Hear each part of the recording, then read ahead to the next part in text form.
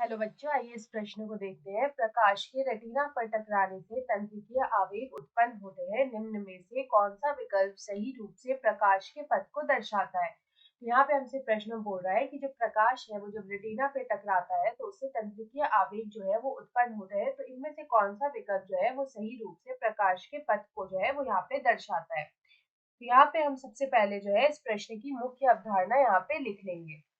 यहाँ पे अगर इस प्रश्न की हम मुख्य अवधारणा लिखें तो यहाँ पे हम बात करेंगे मानव के नेत्र की।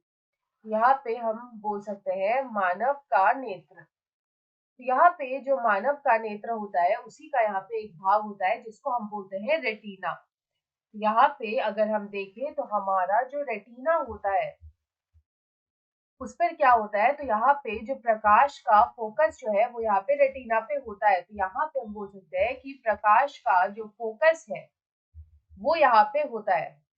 तो यहाँ पे प्रकाश का फोकस रेटिना पे कौन कराता है, तो प्रकाश का जो फोकस है वो हमारा लेंस जो है वो रेटिना पर कराता है। तो हमारा जो लेंस है वो प्रकाश को क्या करता है कि रेटिना पे फोकस करता है। तो हम बोल सकते हैं कि प्रकाश का जो फोकस है वो यहाँ होता है। तो यहाँ पे जब प्रकाश का फोकस होगा तो यहाँ पे जो है प्रतिबिंब बनेगा। यहाँ पे जो है वो प्रतिबिंब बनेगा। तो जब यहाँ पे प्रतिबिंब बनेगा तो वो वही हम जो है उसी से हमारी दृष्टि जो होती है वो हम देख पाते हैं। तो यहाँ पे अगर हम बात करें तो हमारी जो रेटिना होती है उसमें यहाँ पे दो तरह की कोशिकाएं जो होती है वो पाई जाती है। एक होता है शंकु कोशिका, एक होता है शंकु कोशिका और दूसरा होता है शलाका कोशिका।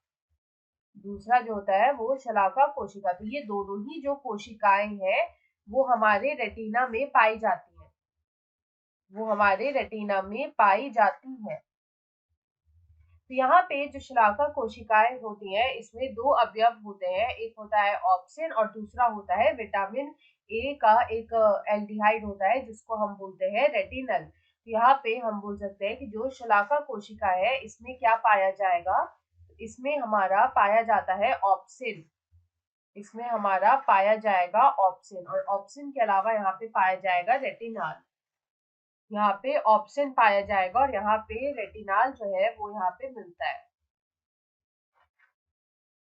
ये दोनों ही जो है शलाका कोशिकाएं में पाए जाते हैं। तो यहाँ पे अगर हम बात करें तो हमारा जो तंत्रिकीय आवेग है जब वो मस्तिष्क में जाने लगते हैं, तो यहाँ पे जो तंत्रिकीय आवेग है वो जब मस्तिष्क में जाते हैं तो वहां से जो है पहचान होती है और हम देख पाते हैं। यहाँ पे अगर हम इसका सही पथ देखें तो हम यहाँ पे अगर प्रकाश के पथ की बात करें तो यहाँ पे अगर हम प्रकाश का पथ लिखें तो यहाँ पे जो प्रकाश का पथ होगा वो सबसे पहले जो इसकी शुरुआत होगी वो होगी संवेदी तंत्रिकाओं से या फिर संवेदी तंत्रिका से।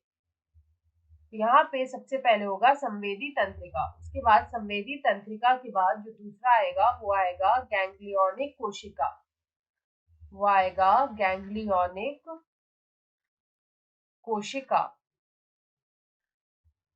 उसके बाद ये गैंग्लियोनिक कोशिका से होते हुए ये जाएगा द्विध्रुवीय न्यूरॉन्स में, ये जाएगा द्विध्रुवीय न्यूरॉन्स में। उसके बाद यहाँ से ये सीधा जाएगा प्रकाश संवेदी कोशिकाओं में, ये जाएगा प्रकाश संवेदी कोशिकाओं में। और उसके बाद ही जो है हम यहाँ पे जो हमारी दृष्टि है वो यहाँ पे बन पाएगी। उसके बाद अंत में आता है प्रकाश संवेदी कोशिकाएं। तो यहाँ पे अगर हम इस प्रश्न का सही उत्तर देखें तो यहाँ पे हमसे जो सही उत्तर आएगा वो आएगा हमारा विकल्प सी, जिसमें यहाँ पे दे रखा है संवेदी तंत्रिकाएं, गैंग्लियोनिक कोशिकाएं, द्विध्रुवीय न्यूरॉन्स और प्रकाश संवेदी कोशिकाएं। तो विकल्प सी हमारा सही उत्तर है। आशा है आप इसे अच्छी तरह समझ गए होंगे। धन्यवाद।